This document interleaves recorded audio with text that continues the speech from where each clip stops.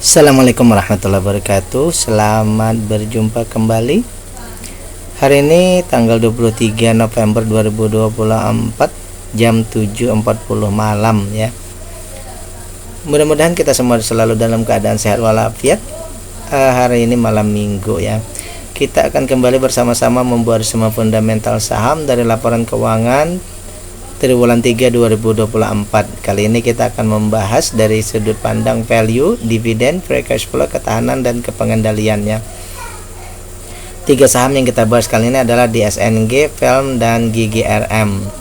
Sekali lagi bahwa analisa ini adalah bahan pemikiran tambahan ataupun bahan edukasi sebagai pembanding, juga bukan perintah untuk melakukan aksi beli atau jual, karena semua investor itu punya cara masing-masing dalam membuat analisa ya.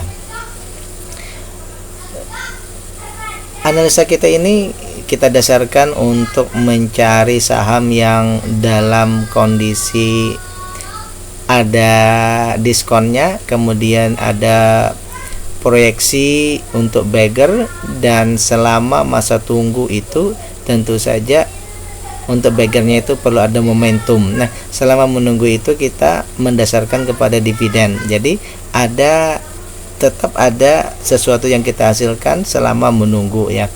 Jadi menunggu pun kita mendapatkan hasil. Nah, jadi akhirnya pada titik ini kita akan mendapatkan dua, yaitu capital gain dan dividen. Baik, yang pertama, bila dirasa pembahasan ini kita bermanfaat, jangan lupa untuk klik like, subscribe, dan share. Kemudian bagi Anda yang ingin berkontribusi juga dipersilakan untuk mengirim ke nomor rekening yang tertera di layar ya. Kemudian saya juga sudah membuat playlist yang saya letakkan di deskripsi. Silahkan cek di situ atau klik linknya untuk mendapatkan saham-saham yang sudah saya bahas dari awal sampai akhir ya di triwulan 3. Kemudian juga saya membuat pembahasan ini mendasarkan pada beberapa kriteria ya. Yang pertama harus melewati screening awal, yaitu data awal. Bila dia memenuhi kriteria baru kita bahas. Baik, yang pertama ini adalah DSNG atau Dharma Satya Nusantara Tbk ya. Kita cek dulu tentang keadaannya atau apakah ada berita terbaru ya. DSNG sekarang ini harganya 1090, kita letakkan sini 1090 ya. Terus kita cek apakah ada sesuatu yang baru ya. Ini grup apa ya? Ini Triputra Investindo, Krishna Capital, Pistama, Trinor Cakra. Kalau Triputra ini biasanya milik Pak kembalinya kepada Pak TP Rahmat kalau tidak salah ya. Karyawannya ini 16.000 orang ya, sangat besar ya. Sektornya di bidang apa ini? Pengolahan kelapa sawit, industri pengolahan kayu, perkebunan dan hutan tanaman industri ya. Barang konsumer primer. Kita cek dulu adakah kabar terbaru ya. 30 Agustus ini DSNG meluncurkan segmen bisnis energi baru terbarukan. Mereka mulai juga masuk ke EBT ya. Kalau masuk ke EBT biasanya ini saya melihat kalau sektor EBT ini biasanya lebih ke ini ya, padat modalnya besar, sementara keuntungannya juga besar, tetapi modalnya ini termasuk yang besar, modal awalnya besar seperti itu. Kalau mereka masuk ke sektor EBT tadi ya, berarti perlu menambah permodalan. Kemudian di sini harga CPO naik, emiten sawit TP Rahmat DSNG ini mencetak laba 860,5 miliar. Ini periode terbaru ya. Harga CPO naik, emiten sawit ini ya. Jadi DSNG meningkat ya, mencetak laba bersih 860,1 triliun ya. Tren bullish harga CPO DSNG ya. DSNG memimpin penguatan harian dengan melonjak, tapi ini bulan Oktober ya. 30 Oktober laba emiten sawit TP Rahmat melonjak 72%. Ini labanya ya, 868 miliar. Oke. Jadi di sini kenaikan harga membuat laba emiten ini melonjak ya. Labanya yang melonjak ya. Kita cek berita. Saham emiten CPO pilihan musim hujan ada DSNG dan STAA 4 hari yang lalu. Ini 3 minggu yang lalu ya. Oke. Baik, itu tadi ya secara umum ya. Keuntungannya sampai triwulan 4 ini sudah hampir 1 triliun. Baik, selanjutnya kita bahas. Kita punya 2 data yaitu triwulan 2 dan 3. Yang pertama ini dari segi ekuitas atau modal meningkat ya, kemudian keuntungan bersih juga meningkat, harga meningkat, berarti dari segi valuasi meningkat ya, kemudian dari aset lancar ini meningkat, hutang tetap ini di sini menurun, berarti ketahanan juga membaik. Jadi valuasi meningkat, ketahanan membaik ya, itu yang pertama. Kemudian dari segi keuntungan bersih ya, triwulan 1 10%, triwulan 2 10%, triwulan 3 12%. Berarti di sini perusahaan ya untungnya di atas 10%. Berarti ini fair company ya. Perusahaannya wajar ya. Untung, kemudian untungnya juga termasuk untung yang wajar ya. Kemudian dari segi harga dibandingkan nilai buku sekarang ini sudah 23% di atas daripada nilai bukunya. Jadi harga sekarang sudah di atas nilai buku ya. Tapi kalau kita kejarkan ke target PBP 2,5 ini masih ada 102%. Berarti masih ada potensi untuk beggar ya. Ada potensi untuk beggar ya. Walaupun sudah di atas dari nilai bukunya. Kemudian untuk harga juga sekarang ya, di maksimal beli 1100 sudah mendekati ya. Kita punya diskon 4%. Jadi untuk perusahaan ini fair company ya. Namun valuasinya ini wajar ya. Jadi kalau kita beli sekarang kita dapat diskon hanya 4%.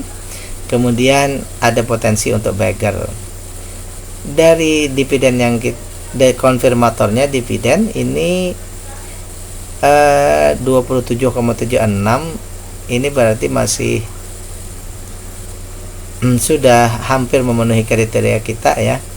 Namun kalau kita lihat ke triwulan 3 ini, kalau misalnya dibagi sekarang, ini keuntungan upah menunggu hanya 2,2% atau di bawah dari inflasi ya. Jadi valuasinya ini wajar dan dividennya ini masih kurang mendukung ya. Selanjutnya dari segi ketahanan ini free cash flow-nya meningkat 100% ya. Bahkan mungkin lebih dari 100% ya. Dari 88 lebih dari 100% ini. Menjadi 191, ini berarti ya 21%, sangat besar ya. Aset lancarnya oke.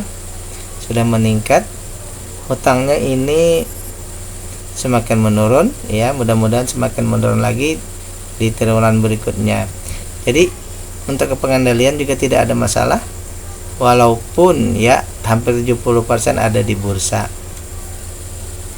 Jadi rekapan kita ya, analisa kita, opini akhir kita untuk perusahaan ini ya, kalau menurut saya pribadi bahwa tadi keuntungannya sudah besar, tidak ada masalah, valuasinya saja ya, karena dia ini di bawah dari growth company, berarti kita menunggu dia ke valuasi murah ya. Berarti di sini kita menunggu harga dulu turun ya, menuju ke valuasi murah. Kemudian tentu saja di PR-nya harus meningkat ya. Yang lainnya tidak ada masalah lagi. Berarti dua hal ini yang kita cek lagi di triwulan 4, mudah-mudahan ada perbaikan seterusnya ya. Ini untuk DSNG atau Dharma Satya Nusantara. Selanjutnya kita membahas yang kedua, ini film ya, film. sorry. Tentang berita terbarunya apa, nanti kita cek ya. Saham film bergerak di bidang apa? MD Picture ini didirikan oleh Damo Punjabi dan Manoj 2006. Bidang operasi studio film ya. Jadi operasi studio film ya. Pemiliknya tadi siapa? Di belakang Haris Manoj Punjabi MD Picture. Di belakang Haritono Sudibyo ada pemilik MD Picture Manoj Punjabi, rumah produksi terbesar Indonesia saat ini, didirikan 2007. Harta kekayaannya sebesar 1,7 miliar atau 26 triliun, menjadi orang terkaya ke-22 di Indonesia. Oke, itu kita cek dulu apakah ada berita terbaru ya. 4 hari yang lalu ini MD Picture mengakuisisi Net TV ya. Jadi ini aksi korporasinya film ini mengakuisisi Net TV ya. Samuel Sikarto memberikan rekomendasi beli untuk film dengan target ya. 4 saham perfilman RIJ Blok ajaran akhir pekan. Proses akuisisi berlanjut. Ini 7 Oktober ya. Emiten Manoj Punjabi siap mengakuisisi 80% saham Net TV ya. Harga analisa dan berita. Ini ya, mungkin perusahaan melihat ada peluang besar ya. Secara tunai film berencana mengakuisisi 11,9 miliar saham seri B Net TV 590, menghasilkan kepemilikan 27,7%. Secara umum dulu ya, saham film kembali mengukir prestasi positif di 2000. Ini ada kabar terbaru ya. 8 juta film lebar ini ada mengukir prestasi positif. Baik, masalah akuisisi tadi ya. MD Picture mungkin atau film ini melihat ada peluang ya dalam Net TV ini.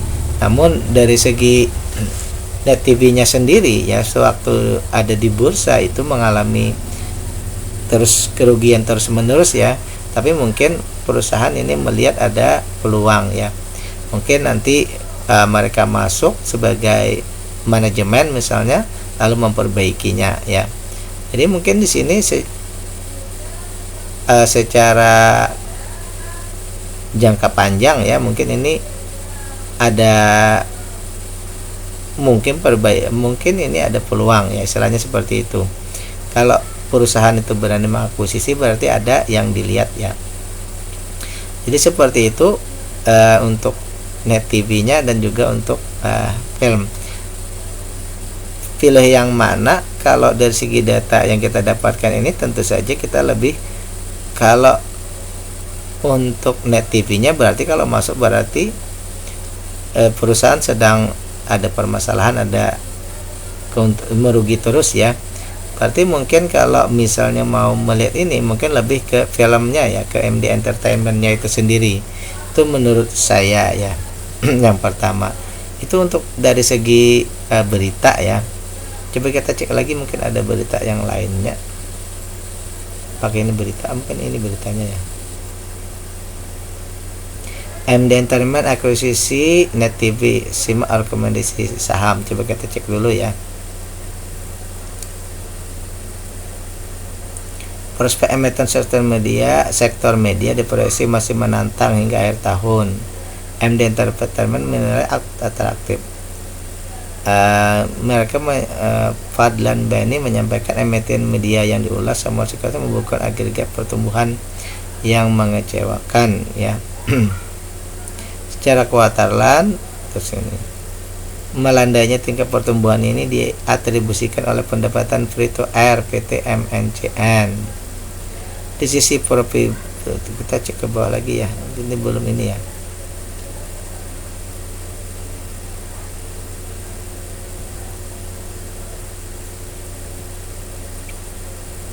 Tidak ada ya.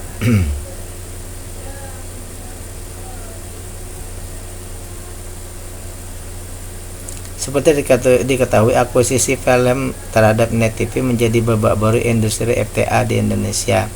80% saham Net TV secara resmi diakuisisi oleh MD Entertainment. Setelah akuisisi, Net TV Media berubah nama menjadi MDTV Media Technologies. Manoj mengatakan bahwa perubahan nama ini merupakan langkah visioner untuk membuat perusahaan semakin unggul. Dengan tim yang solid, kami percaya MDTV akan memberikan kontribusi besar terhadap dalam memperkuat industri kreatif Indonesia, ya. Jadi kita lihat saja perkembangannya nanti, ya. Dari dua segi ini, ya, kalau kita lihat mungkin bisa keduanya meningkat, bisa pula lebih kepada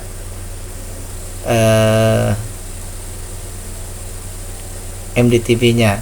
Yang jelas di sini bahwa MDTV ini membeli Net TV yang sedang dalam bermasalah, ya. Permasalahan likuiditas keuangan, ya. Perusahaan yang selalu merugi. Baik, kita akan lihat selanjutnya. Yang pertama, ini tadi apa ya? DSNG, berarti yang kedua MD Picture, ya. Semua data ini memenuhi kriteria, itu yang pertama. Yang kedua, dari segi permodalan ini fluktuatif, ya. MD Picture ini turun, sekarang naik sedikit. Dari segi keuntungan bersih ini meningkat, ya. Jadi permodalan fluktuatif, dari segi keuntungan bersih meningkat. Dari segi harga ada penurunan. Kemudian aset lancarnya ini fluktuatif juga. Hutang di sini tidak ada masalah, ya. Bersih, clear, ya. Ini kenapa value non value?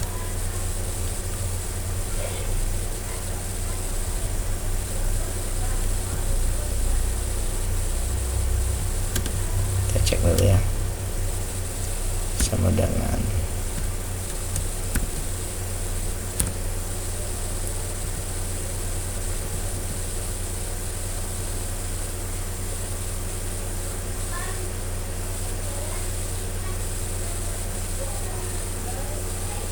berarti ini 33,47%, ya. 33,47%. Baik. Itu tadi valuasinya mix, ya. Ketahanan perusahaan membaik, ya. Seperti itu. Selanjutnya kita lihat dari segi per rasio, ya. Triwulan 1 untungnya 6%, triwulan 2 7, triwulan 3 7. Berarti di sini perusahaan ada mengalami perbaikan keuntungan bersih, tetapi masih kurang dari 10%, ya. Perusahaan untung tapi masih kurang dari 10%. Selanjutnya di sini, ya. Dari segi harga dibandingkan dengan nilai buku, ini harga sekarang sudah 19 kali lebih mahal, lebih tinggi daripada nilai bukunya. Berarti perusahaan ini sudah dihargai sangat mahal, ya. Karena perusahaannya untungnya di bawah 10%, maka kita labeli valuasinya mahal, ya. Untuk proyeksi di PBV 2,5 sudah jauh terlewati. Kemudian dari segi harga, ya, maksimal beli 119, berarti sekarang sudah 25 kali lebih mahal. Jadi kalau kita beli sekarang tentu saja ini sudah,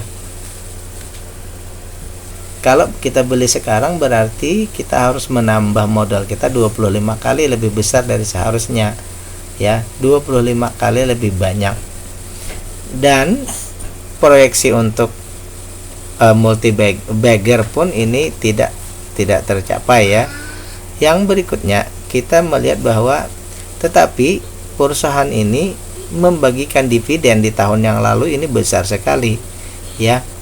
251% di PR-nya, berarti diambilkannya banyak sekali dari ekuitas, berarti, ya. Kita anggap seperti ini. Namun sebanyak-banyaknya 250% tadi. Kalau kita bandingkan dengan IPS sekarang di triwulan 3, tentu saja ini masih 0,95%, berarti jauh di bawah dari inflasi ya. Jadi simpulannya awal ya, pemikiran awal kita bahwa valuasinya mahal, dividennya juga kecil ya. Berikutnya dari segi ketahanan free cash flow ini ada peningkatan sedikit, dan ini 9%, berarti masih aman ya. Utang tidak ada masalah ya. Kepemilikan juga tidak ada masalah. Pengendali tidak trading. Jadi di sini simpulannya, untuk ketahanan perusahaan, untuk data perusahaan ini baik-baik saja. Hanya valuasinya yang sudah kemahalan. Jadi di sini sebenarnya perusahaannya biasa saja, tapi sudah dihargai tinggi oleh investor ya. Sehingga untuk perusahaan ini kita mengambil, menurut saya pribadi ya, opini saya, bahwa pertama, karena keuntungannya tadi di bawah 10%, tentu saja kita akan menunggu lagi IPS-nya supaya membaik ya sampai di atas 10%. Yang kedua, karena tadi sudah dihargai terlalu tinggi ya, kita menunggu harganya turun ke berapa. Karena dia ini bukan perusahaan growth, maka tentu saja saya mengasumsikan turunnya ini harganya, valuasinya sampai ke murah ya. Tidak hanya wajar tapi ke murah, karena dia perusahaannya bukan perusahaan growth. Kemudian dividen sudah tidak masalah, kecuali nanti dia akan berubah maksimal ya. Yang standar itu di sekitar 30-60 ya. Ini pun sebenarnya 251 ini sangat belum standar ya. Di atas standar, sangat berbahaya sebenarnya. Jadi untuk triwulan berikutnya kita tunggu nanti IPS dan harganya membaik. DPR-nya pun nanti juga diperbaiki ya. Baik, kita tambahkan saja di sini DPR ya.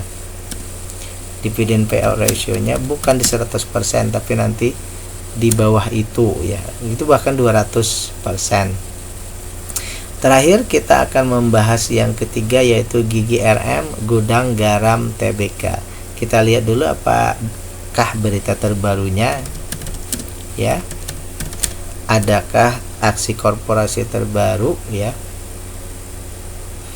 GGRM adalah kode emiten PT Gudang Garam Tbk, perusahaan rokok ya. Oke. Apa saja yang termasuk? Kan ini ya. Memproduksi apa? Gudang garam terkenal luas baik dalam negeri, manfaatnya ya, sigaret kretek dan lain-lain ya.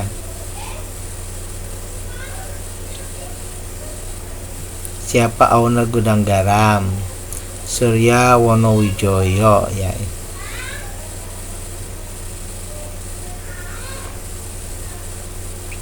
Siapa bos Gudang Garam sekarang ya, sudah ini ya. Baik, kita lihat dulu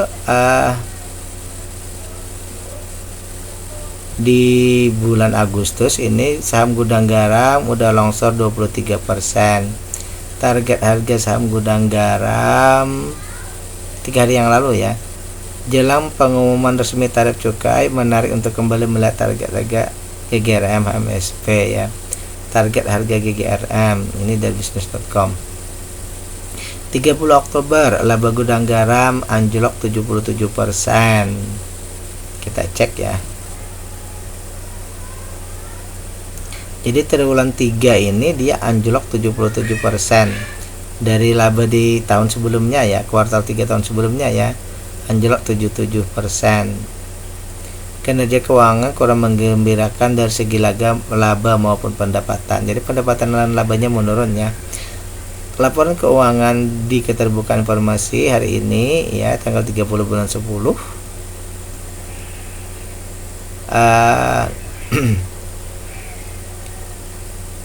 Laba yang diatribusikan kepada pemilik induk ini hanya 992,203 miliar, belum sampai 1 triliun ya.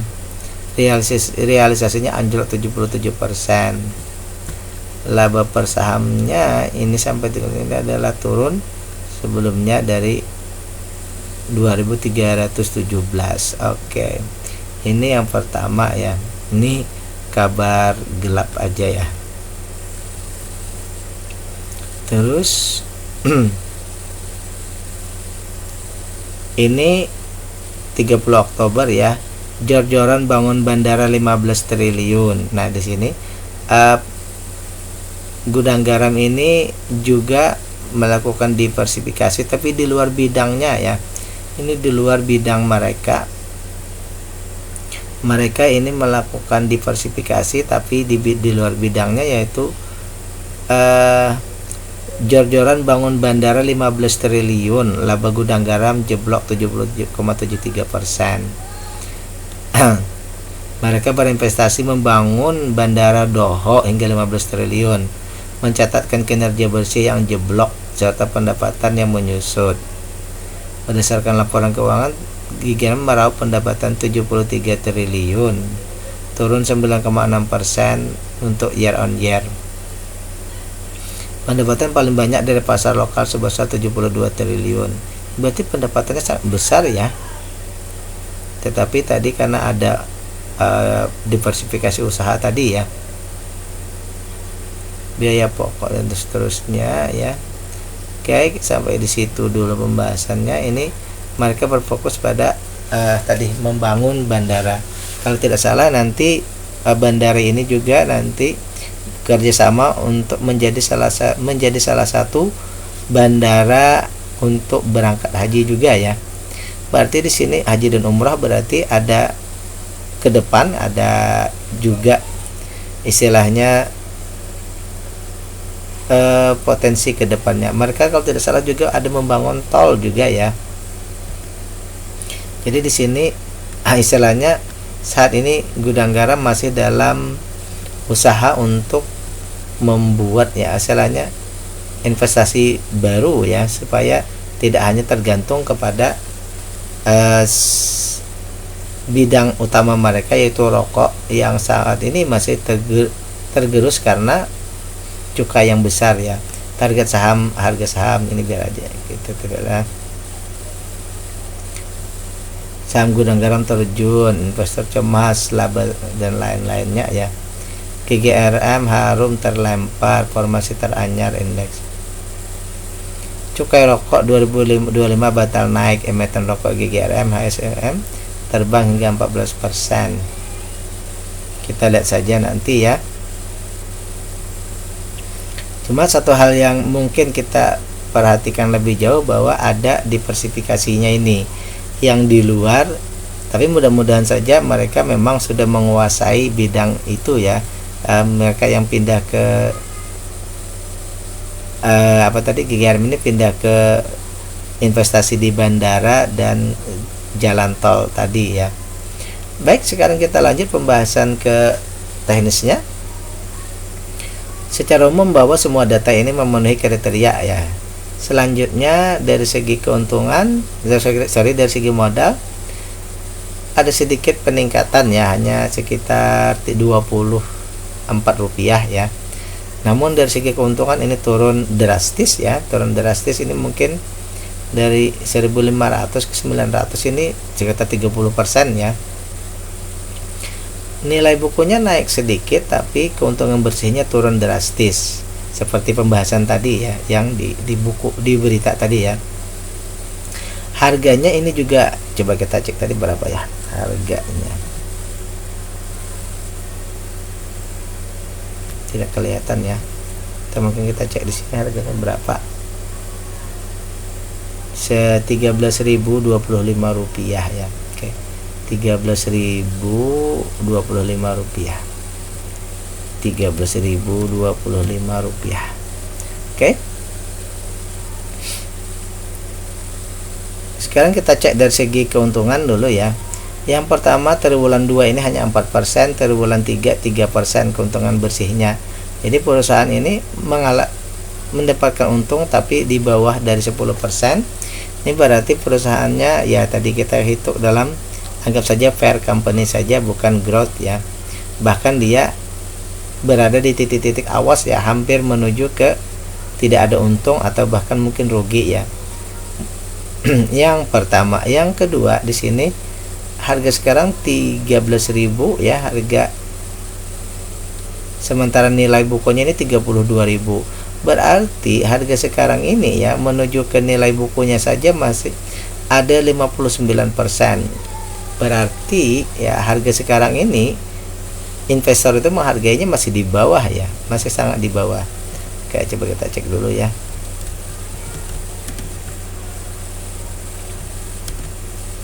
Kalau kita targetkan ke PBV 2,5 ini masih ada 517%, 5 kali lipat, berarti ada potensi untuk multi bagger ya. Ada potensi untuk multi bagger. Namun kalau dari segi beli ya, harga sekarang 13 ribuan, maksimal kita di 9.600-an. Sehingga di sini valuasinya sudah tervaluasi terbaca mahal ya. Oleh karena itu kalau kita beli sekarang kita harus menambah modal 35% dari yang seharusnya kita beli hanya 9 ribuan, kita beli di 13 ribuan, 13% nambah. Tapi ada potensi untuk multi bagger ya. Jadi seperti itu. Tidak punya diskon kita harus nambah 35%, tapi ada potensi untuk multi bagger. Namun karena perusahaan tadi, kalau menurut saya pribadi ya, masih banyak berinvestasi ya. Di tahun 2023 tadi banyak berinvestasi ya, maka ini perusahaan di tahun 2003 itu tidak membagikan dividennya karena mungkin masih terkendala dari permodalan tadi ya. Nah, karena itu perusahaan tidak membagikan dividen. Berikutnya dari segi free cash flow ya, di triwulan 2 itu 2000-an, sekarang tinggal 1000-an. Jadi di sini free cash flow-nya pun mengalami penurunan ya. Hanya di 3%. Turunnya ini sekitar 50% ya. Turunnya 50%, sekarang di 3%, sudah termasuk awas ya, di bawah 5%. Sementara hutang tidak ada masalah ya. Kepemilikan dan kepengendalian juga tidak masalah. Jadi di sini bahwa untuk perusahaannya sendiri ini sedang perlu hati-hati juga, karena free cash flow, dana di tangan ini sangat kecil ya. Kelebihan dana dari usaha itu tinggal 3%. Ini perlu hati-hati juga, karena ya tadi, karena investasi yang besar tadi ya. Ini perlu menstabilkan, itu yang pertama. Kemudian dari segi ketahanan lainnya tidak ada masalah ya. Jadi ini kestabilan free cash flow saja yang perlu dicek ya. Kemudian dari data ini kita akan mengambil opini akhir kita tentang perusahaan ini di triwulan 3 ya. Bahwa untuk triwulan 3 ini, dari hasil ini kita akan menunggu di triwulan 4. Yang pertama, karena keuntungan yang bersih sangat kecil tadi, kita mengharapkan nanti keuntungannya meningkat ya, sehingga EPS-nya membaik. Yang kedua, tentu saja di sini harga ya. Kita mengharapkan harganya menuju titik equilibriumnya. Di sini berarti karena valuasinya mahal, untungnya yang kecil, berarti kita mengejar nanti bukan di valuasi wajar, tapi kita menunggu ke valuasi murah di sini ya. Kemudian terakhir, free cash flow-nya juga membaik di atas 5% lah. Kita harapkan di atas 5%. Oke, jadi ini opini saya terhadap saham GGRM ya. Ini yang ketiga berarti ya. Oke. Demikian pembahasan kita tentang 3 saham kali ini, yaitu DSNG, Film, dan GGRM.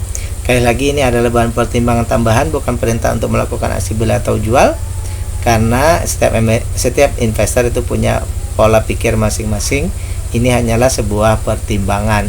Billahi taufiq wal hidayah. Assalamualaikum warahmatullahi wabarakatuh.